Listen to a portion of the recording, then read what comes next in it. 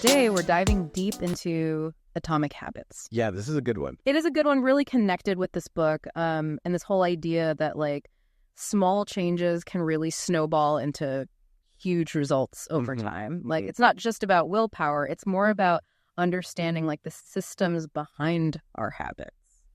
Yeah, and I think what's so interesting about how James Clear, the author, frames it is he talks about it through the lens of his own life. Yeah. So he had this devastating accident when he was a young athlete and, broke a bunch of bones, dislocated his eyeball, had to like relearn basic movements. And it was through that process of having to rebuild himself, literally, that he really started to understand the power of these like tiny daily improvements. Yeah. So instead of being like overhauling my entire life, it's more like what's like one small tweak I can make today.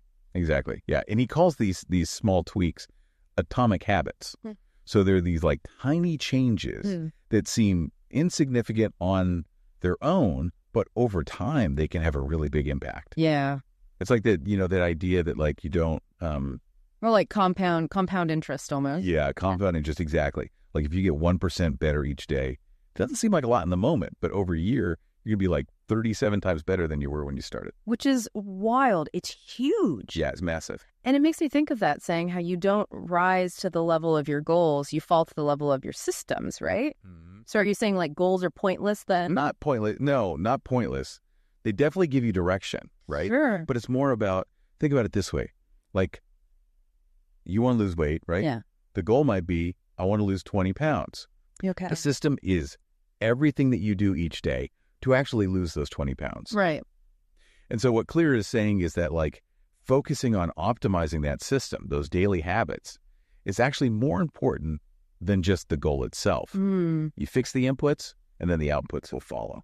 Interesting. So it's almost like setting a destination in your GPS, but instead of being like, okay, cool, we're going to LA, it's like obsessing over how you're getting there. Like what route are we taking? What speed? Are we making any stops? But in this case, the how is our habit. Exactly. And Clear actually takes it a step further and says that focusing too much on goals can actually be detrimental. Really? Because it puts you in this mindset of like, once I achieve X, then I'll be happy. And that's kind of a trap. It is a trap. I've definitely fallen into that track, like putting off happiness until I like reach some arbitrary finish line. Totally. And a systems-based approach really shifts that because it's about finding the joy in the process and like the daily improvements that you're making. So it's not about chasing this future happiness. It's like building it into your life today. Yeah. Moment by moment. So we're not just setting these big goals. We're like actually designing the system or habits that will get us there. Yeah. But how do we actually like build better habits? Is there like a magic formula? Well, Clear presents a pretty good one. Okay. He calls it the 4 laws of behavior change. Okay. And it's basically like a recipe that the brain follows for any habit, whether it's good or bad. Okay, I love a good recipe, so lay it on me. Okay, so the first ingredient in this habit recipe is the cue. Okay. And this is anything that triggers your brain to initiate a behavior. So think about like the smell of freshly baked cookies. Okay. That's a cue, right? Yeah. Your brain gets that whiff and it immediately thinks, reward sugar rush. And then I want a cookie, see? It's not even like a conscious decision at that point. Exactly. Interesting. And these cues can be a lot more subtle too, right? Oh, really? Yeah. So Clear talks about this. It's actually kind of a funny example. He talks about this system that Japanese railway workers use called pointing and calling. Pointing and calling. What is that? Yeah. So as they're going through their workday, they'll literally like point at things like signals and call out commands, even when they're like alone, right? It sounds a little bit much, but by doing this, by adding this extra layer of awareness, it actually like drastically reduced errors. Wow. So just by being more present, like they saw these massive improvements. Exactly. It's really interesting. And the thing is, we can actually apply this to our own habits because a lot of times we're totally unaware of the cues that are triggering our, maybe not so great behaviors. Totally. So Clear suggests creating what he calls a habit scorecard. A habit scorecard. Okay. Yeah, it sounds kind of basic, but basically you just like list out all your daily habits and then you mark them as good, bad, or neutral. So you're bringing awareness to those things you do every day that you don't even think about. Exactly. It's like holding up a mirror to your routine, right? Yeah. Because you might think you're like pretty healthy, but then when you actually look at your scorecard, you're like, oh, wow, I always seem to reach for a sugary snack at 3 p.m. It's like a reality check. Exactly. It's about bringing those subconscious actions into the light, right? Because once you're aware of the cues, then you can actually start to change them. Right. So like out with the bowl of candy on the counter, in with the bowl of fruit. You get the idea. Exactly. Make the cues for the good habits obvious and the bad ones invisible. It's so simple, but it's true. It it's is. like when you really think about it, how much our environment really influences us. It's huge. It's way more powerful than we think. Yeah. Like Clear talks about Bud Light as an example. It's not that everyone loves Bud Light. Right. But it's everywhere. And so it becomes this like default choice. Just because the cue is so constant and so obvious. Exactly. So it's not just about willpower. It's about like setting up your surroundings in a way that supports the habits that you want to build. So how do we put that into practice? Like, what are some of the things that we can do? Well, Clear's got a ton of strategies, but one that I think is really powerful is called habit stacking. Habit stacking, okay? Yeah. Have you heard of this one? I have, but explain it for our listeners who haven't. Yeah. So basically, habit stacking is you're taking a new habit that you want to build and you're linking it to an existing habit that you already do. So, for example, let's say you want to start meditating every day, right? Okay.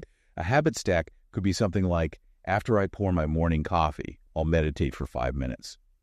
So you're taking that first action, pouring your coffee, something you already do without thinking, and you're using it as the trigger for the new behavior. It's like you're piggybacking off of a routine that's already so ingrained. Yeah. So we've got our cues all lined up. We've optimized our environment. Maybe we've even stacked some habits together. Right.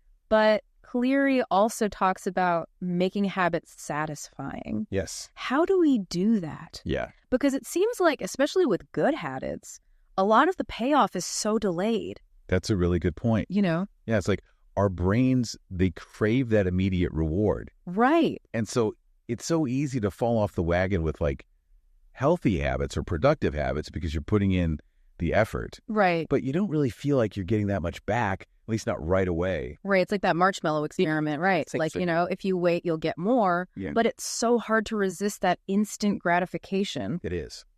So how do we bridge that gap? Well, one of the things Cleary talks about is that we need to find ways to make those good habits enjoyable right now. Okay. Like in the moment. I like that. So he actually gives this interesting example. He talks about this public health initiative in Pakistan where they were trying to get people to wash their hands more frequently to prevent the spread of disease. Okay. Yeah. And so they would, they go around, they tell people, hey, you need to wash your hands. It's important. But just telling people to do something, it wasn't really working. Yeah, because knowledge and action, those are two very different things. Totally. Like we all know we should do certain things, but actually like doing them consistently, that's a whole other battle. For sure. So what they ended up doing was they introduced this new type of soap that lathered really well and had this like really pleasant scent. And it was such a small change, but because it made the act of hand washing more enjoyable, people started doing it way more often. Interesting. And it wasn't just because they knew they should, but because it actually felt good. So they tied that habit to a positive sensory experience. Exactly. So you can use this in all areas of life, whether it's like listening to your favorite music while you work out or, treating yourself to something small after you complete a challenging task. It's all about finding those little ways to add a bit of pleasure to the process. Yeah, like adding a little bit of sun to make the medicine go down. Exactly. And the thing is, Clear is a big proponent of. He really believes that relying solely on willpower is kind of a recipe for failure. Yeah. Because willpower is like a muscle. It gets tired. It does, yeah. So instead of trying to just like white knuckle your way through it, focus on making those bad habits less appealing. Okay, so how do we do that? Well, for one, increase the friction. Right, increase the friction. What do you mean by that? So let's say you're trying to cut back on social media, right? Well, a really easy way to make that harder for yourself is literally deleting the apps from your phone. Or if you're trying to eat healthier, just don't even keep junk food in the house. Make it less convenient. Exactly. So one of the examples that Clear gives in the book is he talks about the invention of the cash register. And he says that before the cash register was invented, employee theft was a huge problem in stores.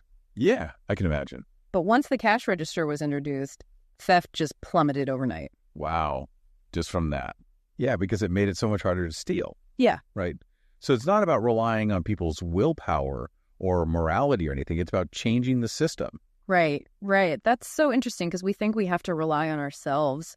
Yeah. But really, it's about designing our environment. It's about designing your environment. Exactly. That's so interesting. And like these days, we have so many tools to help us do this too. Right. Yeah. Like website blockers, habit tracking apps. Oh, yeah, yeah. It's never been easier to kind of create those guardrails to keep us on track. Right. And actually, speaking of tracking, Clear is a big proponent of tracking your habits. Yes. And not just because it helps you like see your progress, which obviously is important, but he actually argues that the act of tracking itself can be motivating. Absolutely. Yeah. Yeah. I mean, think about it.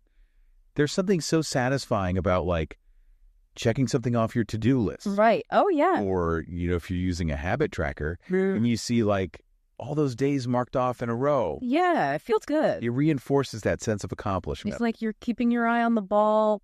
It keeps you focused on what you're trying to achieve. It does. It's like that Jerry Seinfeld. I think he had that method, the don't break the chain method. Yes, I love that. Where you like mark off each day on the calendar and it's like you get that little dopamine hit every time you do. It really works. And also like having an accountability partner, I think, for sure, can make a really big difference. Yeah. Just having someone to kind of like cheer you on, provide support when you're struggling. Oh, it's huge.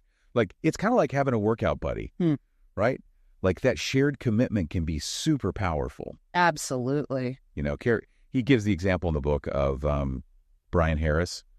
I think he's an entrepreneur. Yeah. And he wanted to lose some weight. Okay. And so he made this contract with his wife and his trainer. Okay. And like if he didn't hit his goals, there were these like pretty steep financial penalties. Wow, that's commitment. It is. But clearly it worked. It clearly worked, yeah. He lost the weight because he had that external accountability. Wow, I love that. Yeah, it's a good one. Okay, so last but not least, Clear talks about finding the Goldilocks zone, this idea of like finding that sweet spot where a habit is challenging enough to keep you engaged, but not so hard that you just want to give up. Yes, this is so important. Yeah. Because if it's too easy, you get bored. Right. But if it's too hard, you're just setting yourself up for failure. Right. You burn out. Exactly. It's like finding that sweet spot between challenge and skill. And Clear actually argues that this is where that feeling of flow state comes in. Yeah. Like when you get so absorbed in what you're doing, that time just seems to fly by. Totally. And you're much more likely to experience that when you're working on things that are kind of right on the edge of your current abilities. So you're stretching yourself, but you're not like setting yourself up for failure. Right. You're challenged, but not overwhelmed. Exactly. It's about finding that sweet spot. I love that. The Goldilocks zone. That's a good one. It is a good one. Well, I think this has been such a great deep dive into atomic habits. Yeah, this was fun. It was really fun. And I think if there's one big takeaway I have from this book, from this conversation, it's that lasting change is possible. But it's not about like, some superhuman willpower. Right. It's about understanding how our habits actually work. Yes. And then using that knowledge to design a life that supports the best version of ourselves. Well said. And it all starts with one small step, or what James Clear would call one atomic habit. One atomic habit at a time.